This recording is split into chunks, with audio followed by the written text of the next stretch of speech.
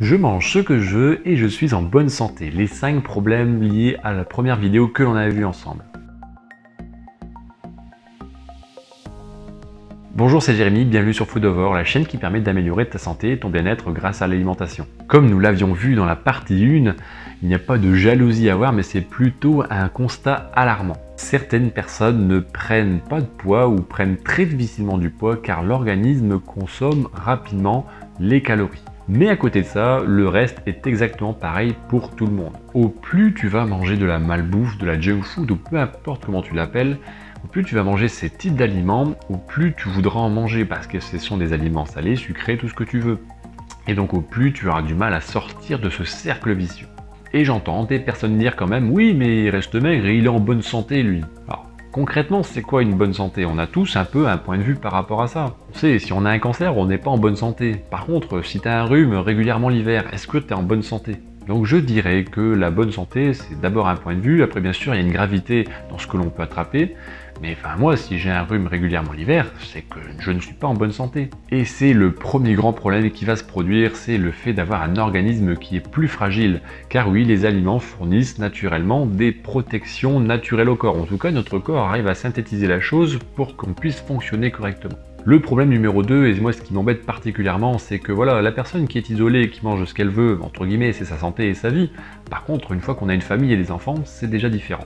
Parce qu'il n'y a pas de miracle, hein. Par contre, de ce point de vue-là, si vous mangez n'importe quoi, vos enfants ils vont exactement suivre la même chose. Et ça, c'est compliqué. Et malheureusement, les enfants n'auront peut-être pas la même chance que vous à rester minces, mais surtout, ils pourraient développer également des problèmes de santé plus graves. Problème numéro 3, on parle toujours que voilà, manger un petit peu tout ce qu'on veut et quand on veut, c'est se faire plaisir. On n'a qu'une vie, j'ai jamais eu de problème. Alors peut-être qu'il n'y a jamais eu de conséquences graves sur la santé. Bon, je vais chipoter un peu sur les mots, on se fait plaisir en mangeant, mais quand tu te fais mal en mangeant, si c'est mauvais pour ta santé quand tu manges, est-ce que c'est réellement un plaisir? Je suis persuadé qu'il est possible de manger sain en se faisant plaisir.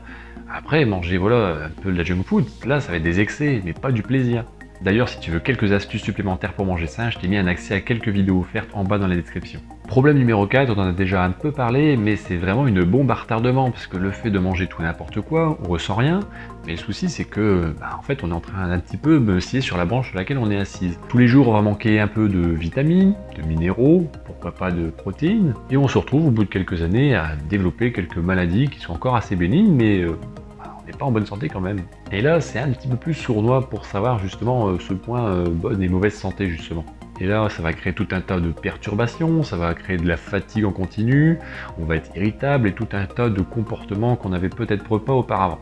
Mais comme ça vient s'immiscer petit à petit, on se dit, oh, voilà, c'est pas grave. En fait, ça devient une habitude tout simplement de mal fonctionner et on n'y pense même plus. Et on va s'habituer à être mal dans sa peau. Problème numéro 5, et là j'enfonce le clou définitivement, on vient favoriser et développer les risques de maladies graves. C'est-à-dire que l'on peut rester mince et l'on va développer du cholestérol, favorise encore en plus le développement des maladies cardiovasculaires. Donc le risque d'infarctus, d'AVC et tout ce que tu veux. Si la vidéo t'a plu, tu peux la liker, tu peux t'abonner à la chaîne si ce n'est pas encore fait, et nous on se retrouve pour une prochaine vidéo. Porte-toi bien et à bientôt.